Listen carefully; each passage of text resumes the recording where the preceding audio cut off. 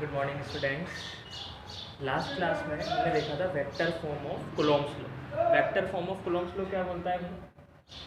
या सबसे पहले कूलॉम्स लॉ क्या बोलता है कि कोई भी दो चार्जेस Q1 और Q2 अगर एक दूसरे से r डिस्टेंस पे होंगे तो उनके बीच में कितना फोर्स लगेगा? ये एक दूसरे पे फोर्स लगाएंगे। कितना लगाएंगे? K Q1 Q2 upon r square. Force की डायरेक्शन क्या होगी सर? अगर दोनों सेम चार्ज है तो एक दूसरे को रिपेल करेंगे और अगर अपोजिट है तो एक दूसरे को अट्रैक्ट करेंगे। ठीक है, इसके बाद हमने vector form of Coulomb's law देखा। अभी लास्ट टॉपिक आता है principle of superposition. Principle of superposition, जहाँ से कूलॉम्स लॉ के डायरेक्टली क्वेश्चन बन सकते हैं। बहुत बढ़िया सवाल बनते हैं, बहुत बढ़िया न्यूमेरिकल्स बनते हैं, हम देखेंगे आज में।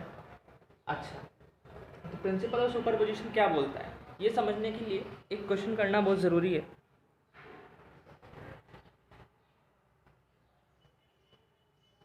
मेरा सबसे पहले ये सब अपनी कॉपी में करके दिखाएंगे। यहाँ पे एक चार्ज है Q1, यहाँ पे एक चार्ज है Q2, इन दोनों के बीच में डिस्टेंस है R, और यहाँ पे एक और चार्ज है Q3 और इन दोनों के बीच के डिस्टेंस भी R ही है। तो मेरा क्वेश्चन है find net force on Q3। Find, और ये डिस्टेंस थी sorry Q2। Find net force on Q2। Q2 पे नेट फोर्स निकालना है। कैसे करोगे भाई? सोचो, वीडियो पॉज करो, सोचो। ठीक है, देखो Q2 पे फोर्स लगा कौन रहा होगा? जब भी किसी भी बॉडी पे फोर्स देखना होता है तो तुम ये चेक करो उस पर फोर्स लगाने वाला कौन है। सर एक तो ये Q1 है, तो Q1 Q2 को रिपेल कर रहा होगा, इसकी वजह से जो फोर्स लगेगा वो इस डायरेक्शन में लगेगा, F/2 ड्यू टू 1।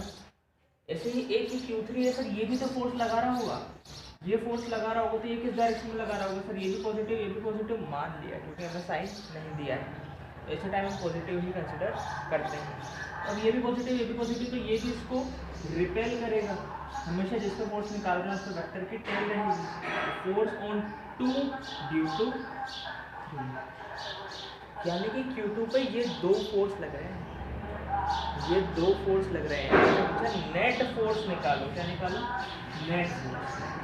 यानी कि सर इन दो फोर्स का वेक्टर सम करना पड़ेगा, यानी कि जो नेट फोर्स होगा वो होगा F23 प्लस F21, यानी कि F नेट के मैग्नीट्यूड की अगर मैं बात करूं तो वो होगा रूट ऑफ इसका स्क्वायर प्लस इसका स्क्वायर प्लस AB और थीटा, जहाँ पर थीटा क्या है? उनके बीच का एंगल। वेक्टर एडिशन का फॉर्मूला याद होना चाहिए, ठीक है ना? तो हमने क्या किया, उसने पूछा कि Q2 पे फोर्स निकालो, तो क्या किया हमने कि सर Q2 पे जो भी फोर्स लगा रहा है उन सबकी वजह से फोर्स निकाल लिया और फिर उन सबको ऐड कर दिया वेक्टोरिकली, क्योंकि फोर्स क्या है? वेक्टर क्वांटिटी, हम डायरेक्ट ऐड नहीं कर सकते। याद करो 11th में हम ये वाले क्वेश्चन करते थे।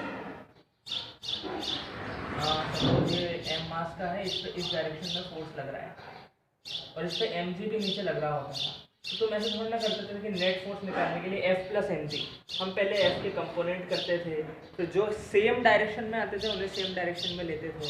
समझ में आई बात? तो सेम चीज़ यहाँ पे कि भाई वेक्टर क्वांटिटी है, वेक्टर क्वांटिटी है तो वेक्टोरिकली ऐड करना पड़ेगा, सिंपल अर्थमेटिकली ऐड नहीं कर सकते यहाँ पर। तो आई होप ये बात समझ में आई होगी। यही है principle of superposition. Principle of superposition क्या बोलता है? देखो समझो।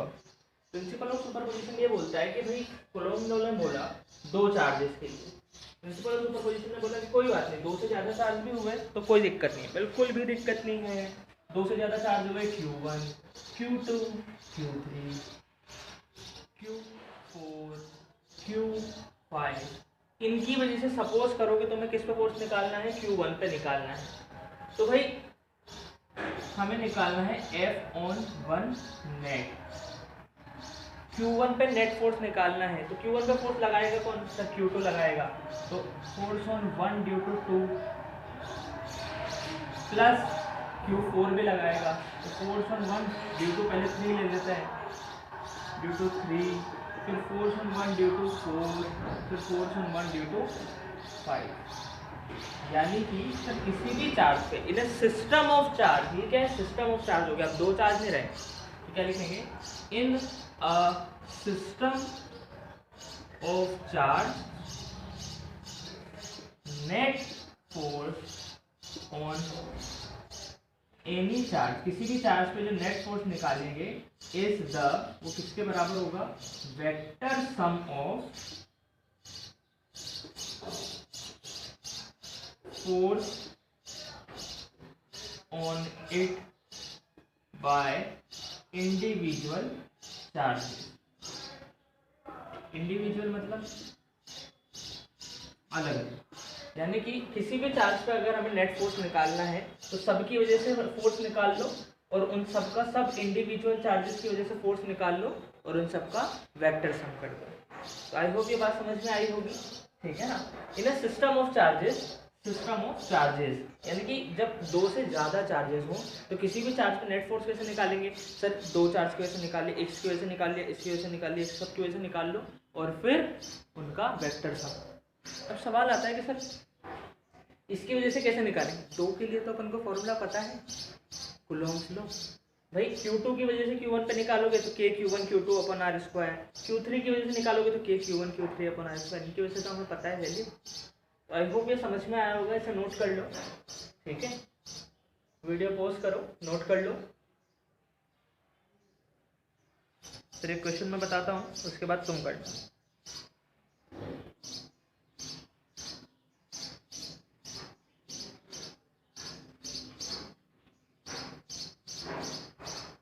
ओके,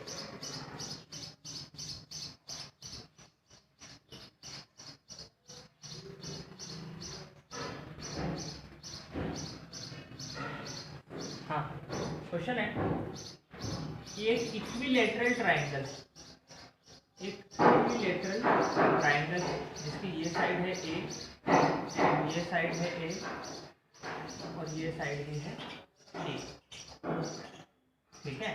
यहाँ पे मैंने एक चार्ज रख दिया Q, यहाँ पे एक चार्ज रख दिया Q, यहाँ पे एक चार्ज रख दिया Q। ये है A B C। मेरा क्वेश्चन है find net force on charge A. ये जो ए पे चार्ज है इस पे नेट फोर्स निकालो, इस पे नेट फोर्स निकालना है। तो कैसे करेंगे भाई? एक बार वीडियो पॉज करके खुद से ट्राई करो, खुद से ट्राई करो, फिर मैं हिंट देता हूँ अभी। हाँ, जिन्हें नहीं आ रहा है वो आप मेरी बात सुनो। इस क्यू पे फोर्स निकालना है, तो इस क्यू पे फोर्स लगा कौन रहा होगा? सर एक तो ये चार्ज लगा रहा होगा, एक ये चार्ज लगा रहा होगा, तो इन दोनों की वजह से इस पे फोर्स निकाल लो और दोनों का वेक्टर सम कर दो। इन दोनों की वजह से इस पे फोर्स निकाल लो और दोनों का वेक्टर सम कर दो। अब करके देखो।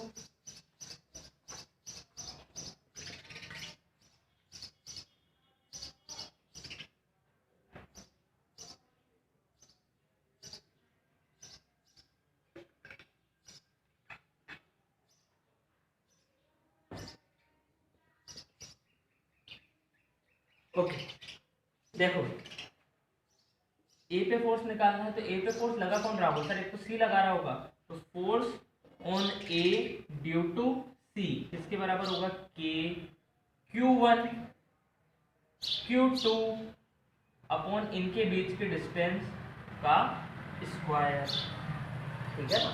ये किसके बराबर हो गया भाई? Q इंटू क्यू स्क्वायर, के क्यू स्क्वायर अपॉन ए स्क्वायर।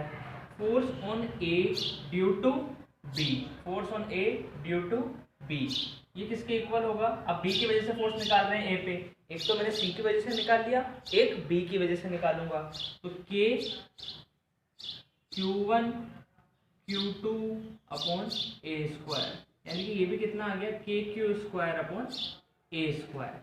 अब देखो सी की वजह से जो फोर्स आया होगा उसकी डायरेक्शन क्या रही होगी? सी की वजह से जो फोर्स आया होगा सर दोनों पॉजिटिव हैं तो वो ए को अपने से दूर भेज रहा होगा, रिपेल कर रहा होगा, तो ये डायरेक्शन है force on A due to c. Similarly b की वजह से force on A due to b. ये बात समझ में आई होगी, दोनों रिपेल कर रहे हैं तो ये दो वेक्टर आए हुए अपने पास, दोनों का मैग्नीट्यूड भी उनको पता है। ध्यान से देखो, दोनों का सेम मैग्नीट्यूड है क्या। अब थोड़ा सा दूर की सोच के चलते हैं, इसे मैं मान लेता हूँ बार बार इतना बड़ा लिखने की बजाय मैंने इसे मान लिया f। तो सर ये भी f हो जाएगा क्या? बिल्कुल हो जाएगा, यानी कि इसका मैग्नीट्यूड भी f है और इसका मैग्नीट्यूड भी f है। अब सर अब हमें करना है कि जो नेट फोर्स है वो इन दोनों का वेक्टर सम है, यानी कि मैं बोल सकता हूँ net force is equal to f A B का स्क्वायर प्लस एफ ए सी का square plus 2 F A b f A c cos theta. इनके बीच में जो एंगल है वो हो गया थीटा। लेट मी चेक, नीचे वाला पार्ट तो मैं नजर आएगा क्या? ओके तो अब देखो एफ ए बी का मैग्नीट्यूड कितना है, अपन ने एफ मान लिया, तो ये भी एफ, ये भी एफ, ये भी एफ, ये भी एफ, लेकिन थीटा कितना है? बड़ा सवाल ये है, हमें इन दोनों का मैग्नीट्यूड तो पता है, इन दोनों का मैग्नीट्यूड तो पता है, लेकिन थीटा नहीं पता। अब थीटा नहीं पता है तो थीटा कैसे निकालें? देखो ये क्या है, ये एक इक्विलेटरल ट्राइंगल है। इक्विलेटरल ट्राइंगल है तो इसके तीनों एंगल कितने होंगे? इसके तीनों एंगल होंगे 60 डिग्री के। तो सर ये एंगल भी 60 डिग्री हो जाएगा। अगर ये 60 है तो ये भी तो थीटा भी तो अपना 60 हो जाएगा। क्यों? Vertically opposite angle, vertically opposite angle. तो थीटा कितना हो गया? थीटा हो गया अपना 60 डिग्री। अब वैल्यू रख देते हैं सारी, तो नेट फोर्स कितना आ जाएगा? नेट फोर्स आ जाएगा root of F A b की जगह एफ लिख दिया, एफ का स्क्वायर प्लस एफ का square plus 2 into f cos 60। अब देखो तुम्हें समझ में आ रहा होगा कि मैंने एफ क्यों रखा। अगर मैं एफ नहीं मानता तो मुझे बार बार इतना बड़ा बड़ा लिखना पड़ता। समझ में आई ना बात? इसीलिए इस केस में हमेशा एफ मान लेना चाहिए। तो F square plus F square 2f square, ये भी हो गया 2f स्क्वायर। कोस 60 की वैल्यू कितनी होती है? 1/2। तो 2 से 2 cancel, 2f square plus F square 3f square, तो ये हो गया √3f। एफ स्क्वायर बाहर आ गया तो f बन गया √3f। आ गया अपना answer. Net force is equal to √3f। अब बस f की वैल्यू रख दो, तो नेट फोर्स कितना आ जाएगा? √3 k q square upon a square, √3 k q square upon a square. I hope समझ में आया होगा, ठीक है ना? क्या किया मैंने? सर इस पे नेट फोर्स निकालना था, इस पे नेट फोर्स निकालना था, तो कौन लगा रहा है इस पे फोर्स? सर एक तो ये वाला चार्ज, एक ये जितने भी दूसरे चार्ज है वो सब फोर्स लगा रहे होंगे, तो सब की वजह से, इस सी की वजह से मैंने फोर्स निकाल लिया, इस बी की वजह से मैंने फोर्स निकाल लिया और उनका वेक्टर सम करा दिया। सिंपल, कोई बड़ी चीज़ है ही नहीं, सेम कूलम्ब्स लॉ है, बस उसमें थोड़ा सा वेक्टर और घुसा रहे हैं अपन। आई होप समझ में आई होगी बात, ठीक है? नोट कर लो, फिर मैं नेक्स्ट क्वेश्चन देता हूँ।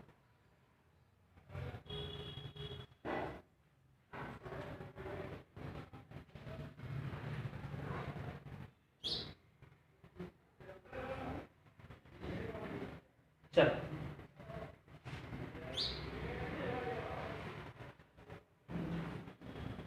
क्वेश्चन है,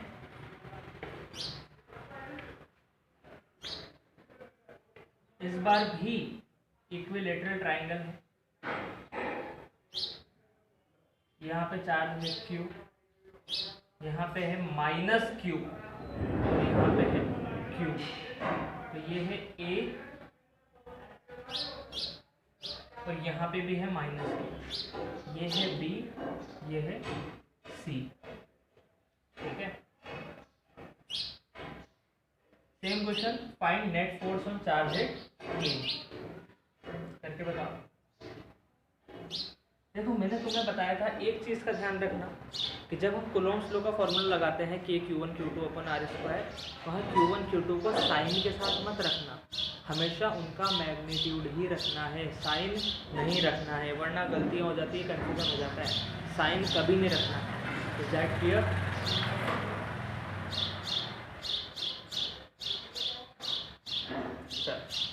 आई होप तुमने पोज करके ट्राई किया होगा। चेक करते हैं कि आंसर सही आया कि नहीं आया। सर वापस से ए पे फोर्स पूछा है, बिल्कुल पुराने क्वेश्चन जैसा है। अगर पुराना समझ में आया है तो इसे तुमने किया होगा। थोड़ा सा डिफरेंस है बस। देखो सर ए पे फोर्स लगाएगा कौन? एक तो सी लगाएगा, एक बी। तो force on A due to C निकाल लेते हैं। कितना आएगा? के Q1 इंटू Q2। Q2 का मैग्नीट्यूड, तो Q अपॉन इनके बीच की डिस्टेंस दे रखी है ए।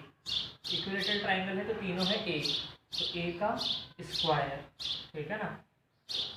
अच्छा, इसके बाद ये हो जाएगा के क्यू स्क्वायर अपॉन ए स्क्वायर। इसके बाद force on A due to b, ये कितना होगा भाई?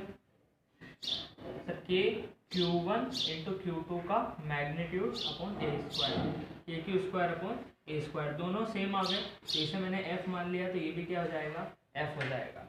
अब देखते हैं इनकी डायरेक्शन, क्योंकि नेट फोर्स क्या होगा? नेट फोर्स होगा रूट ऑफ एफ ए सी का square plus F A B का square plus 2 F A C F A B cos theta, ठीक है। तो देखो भाई, ए पे फोर्स सी की वजह से, सी पे क्या है? नेगेटिव, तो सी उसे अट्रैक्ट कर रहा होगा, तो अपनी तरफ फोर्स लगा रहा होगा। तो ये हो गया force on A due to C. इसके बाद ए पे फोर्स बी की वजह से, हमेशा किस पे निकाल रहे हैं अपन? फोर्स ए पे, तो टेल कहाँ पे रहेगी? ए पे, तो बी अट्रैक्ट करेगा अपनी तरफ, तो ये डायरेक्शन हो गई force on A due to b. यानी कि इन दोनों के बीच में एंगल निकालना है भाई। इक्विलेटरल ट्राइंगल है तो ये एंगल कितना हो गया? 60, तो थीटा कितना हो गया अपना?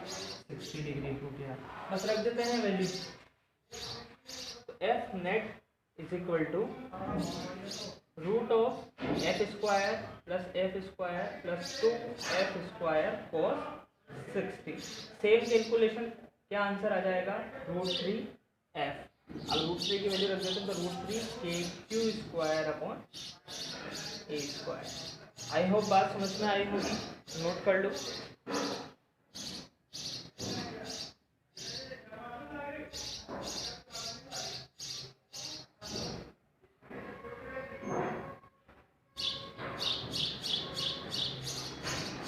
ठीक है, एक क्वेश्चन हम होमवर्क के लिए।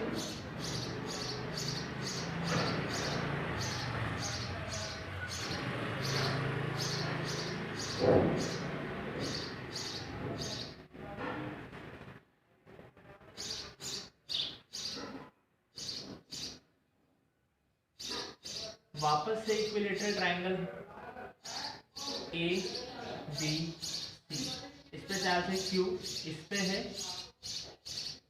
Q और इस पे है माइनस Q। इस पे है Q, इस पे है Q, इस पे है माइनस Q।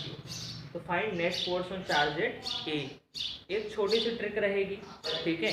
एक बार खुद से करके देखना, नहीं आता है तो फिर अब मैं सॉल्यूशन बता रहा हूँ, तो हल्की सी हिंट दे रहा हूँ। तो जिन्हें नहीं सुननी हो थोड़ी सी आगे बढ़ा लो वीडियो, है ना, और जिन्हें सुननी है वो सुनो। देखो अंतर क्या आएगा? अंतर बस डायरेक्शन का आ रहा है। चार्ज का मैग्नीट्यूड तो सेम ही है, डायरेक्शन का अंतर आ रहा है। देखो सी की वजह से जब ए पे फोर्स देखेंगे तो दोनों पॉजिटिव, तो ये तो इसे रिपेल करेगा, और बी क्या करेगा? अट्रैक्ट, क्योंकि ये क्या है? नेगेटिव, तो ये अट्रैक्ट करेगा। तो इस बार जो अपने दोनों फोर्स के बीच में एंगल है वो 60 नहीं रहा, वो निकालना पड़ेगा। कैसे निकालना पड़ेगा? ये एंगल तो 60 ही है, क्योंकि ये क्या है? इक्विलेटरल ट्राइंगल, जिसकी साइड है ए। ये एंगल तो 60 ही है, तो ये क्या है? पूरा लीनियर पेयर बन रहा है क्या? ये पूरा लीनियर पेयर बन रहा है। तो क्या मैं बोल सकता हूँ कि सर ये एंगल प्लस ये एंगल इज इक्वल टू 180, ये एंगल प्लस ये एंगल इज इक्वल टू 180। ये कितना हो जाएगा? 120। यानी कि इस बार थीटा की वैल्यू क्या हो जाएगी? 120। बस ये डिफरेंस आएगा, थीटा की वैल्यू क्या हो जाएगी? 120। ठीक है, चलो इसे करके बताना, आंसर कमेंट में लिखना है। देखिए किसका आता है, आंसर कमेंट में लिखना। एफ के टर्म्स में भी लिख सकते हो।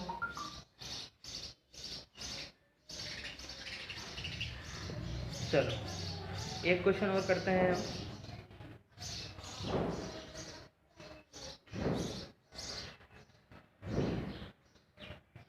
ये एक स्क्वायर है, क्या है, स्क्वायर, जिसकी साइड ए दे रखी है।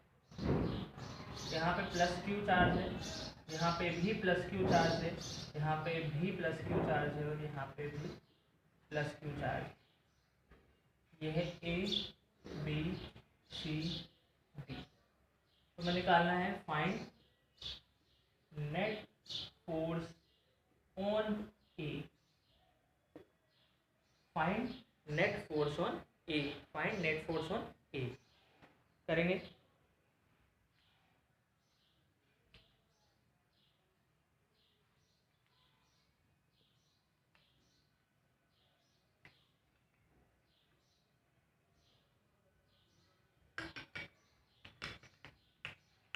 ठीक है, क्या होगा आप लोगों ने पोस्ट करके देखो, ए पे फोर्स निकालना, तो इस बार ए पे फोर्स लगा कौन रहा होगा, इस बार ए पे फोर्स लगा रहा होगा डी सी बी, तीन चार्ज है तो तीनों फोर्स लगा रहे होंगे, तो निकाल लेते हैं तीनों की वैल्यू। तो सर ए पे force on A due to b कितना लग रहा होगा, के Q1 Q2 अपन इनके बीच की डिस्टेंस कितनी है ए, क्योंकि स्क्वायर है चारों साइड इक्वल, तो K Q square upon A square. Force on A due to C, force on A due to C, तो के Q1 Q2 अपॉन इनके बीच की डिस्टेंस, इनके बीच की डिस्टेंस ये है, ठीक है, ये ए नहीं है, ये राइट एंगल ट्राइंगल दिख रहा है ए बी सी, ये ए है ये ए, तो क्या ये हाइपोटेनस हो गई क्या उस राइट एंगल ट्राइंगल, ये हाइपोटेनस हो गई, तो ये कितना हो जाएगी साइड, रूट ऑफ परपेंडिकुलर का स्क्वायर प्लस बेस का स्क्वायर, तो रूट ऑफ ए का स्क्वायर प्लस ए का square, root of a square plus a square, तो कितना हो जाएगा √2 ए स्क्वायर बाहर आ गया तो ए, ये साइड कितनी हो जाएगी √2 ए, ठीक है। तो इसका स्क्वायर, इनके बीच में डिस्टेंस कितनी है √2 ए है, √2 ए का होल स्क्वायर, √2 ए का होल स्क्वायर कितना हो गया भाई, K Q square upon 2a square, के Q square upon 2a square. अच्छा, अब force on A due to D निकालते हैं, के Q1 Q2 अपॉन इनके बीच की डिस्टेंस, इनके बीच में तो ए ही है डिस्टेंस, तो के क्यू स्क्वायर अपॉन ए, ये आ गया। अब देखो इससे वापस से के क्यू स्क्वायर अपॉन ए स्क्वायर, के क्यू स्क्वायर अपॉन ए स्क्वायर, एक 2 एक्स्ट्रा आ गया, के क्यू स्क्वायर अपॉन ए स्क्वायर, तो इसे मैंने मान लिया f, तो ये कितना हो जाएगा, क्या ये f/2 हो जाएगा, f/2, ये तो f हो गया पूरा, इतना f हो गया, और ये क्या f/2, और ये भी क्या हो जाएगा f हो जाएगा। अब सर इन तीनों का वेक्टर सम कराना है, तीनों का वेक्टर सम, तो सबसे पहले डायरेक्शन देखते हैं। देखो b की वजह से किधर आ रहा होगा सर, इस तरफ, force on A due to b, b की वजह से सर रिपेल कर रहा होगा ना, तो ऊपर force on A due to b, और c की वजह से भी रिपेल कर रहा होगा, तो किस तरफ आ रहा होगा, इस तरफ आ रहा होगा, force on A due to c। अब क्या करेंगे सर, तीन वेक्टर है, तीन को कैसे ऐड करें, दो को ऐड कर लो, और फिर जो आंसर आया उसमें तीसरे को ऐड कर लो। जैसे मैं तुम्हें बोलता हूँ कि 2 + 3 + 4 कितना होगा, तुम तीनों को एक साथ थोड़ी ना ऐड करते हो, तुम पहले 2 + 3 को ऐड करते हो, और फिर उसमें 4 को ऐड करते हो, 2 + 3 5, 5 + 4 9, सेम चीज़ हमने पढ़ा है वेक्टर्स में।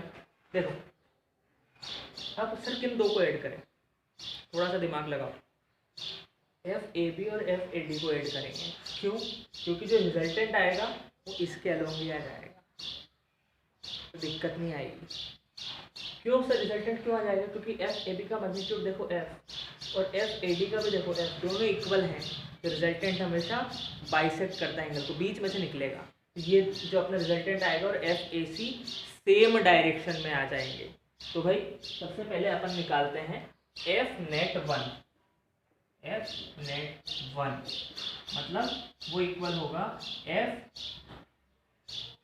FAB square plus F A D square, इन दो को ऐड कर रहा हूँ, plus 2 F A D cos, इनके बीच में एंगल कितना है 90 डिग्री, तो 90 कोस 90 तो 0 हो गया, तो पूरे को लेट होगा, क्या बचा root of f square plus f d की वैल्यू क्या थी एफ स्क्वायर, तो रूट 2 एफ स्क्वायर, तो कितना आ गया रूट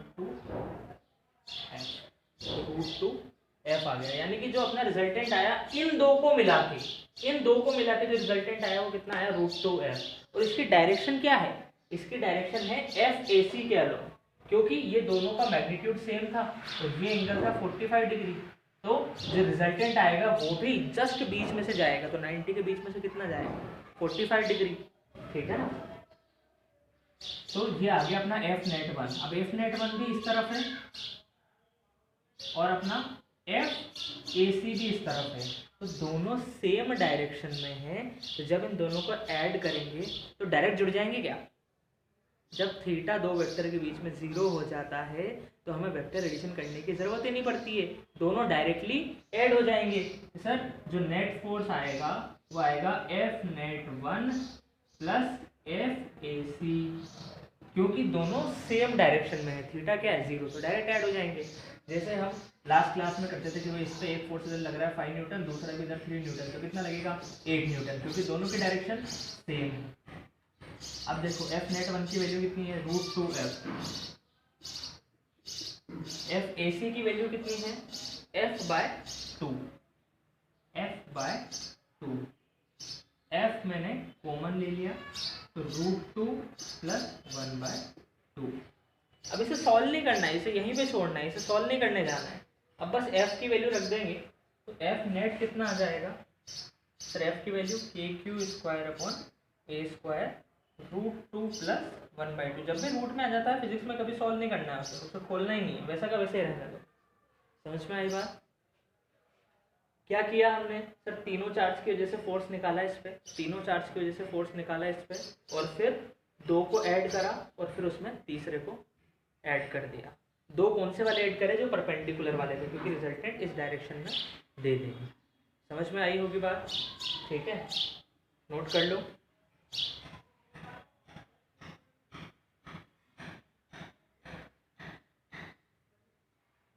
ठीक है, एक क्वेश्चन और होमवर्क में दे रहा हूं मैं।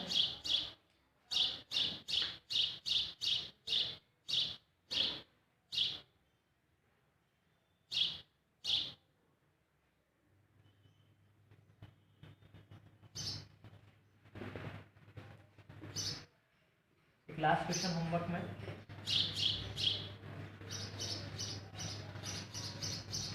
यहाँ पे क्यू चार्ज है, यहाँ पे क्यू चार्ज है, यहाँ पे क्यू चार्ज है, यहाँ पे भी क्यू चार्ज है। ये एक स्क्वायर है जिसकी साइड है ए, और इसके सेंटर पे, इस स्क्वायर के सेंटर पे मैंने रख दिया एक चार्ज क्यू डैश, मैंने रख दिया एक चार्ज क्यू डैश। अब इस क्यू डैश पे नेट फोर्स निकालो, ये डिस्टेंस है आर, ठीक है ना। तो find net force on Q dash, find net force on Q dash. Answer comment करना और बताना। आज इतना ही पड़ता है, होप समझ में आया होगा।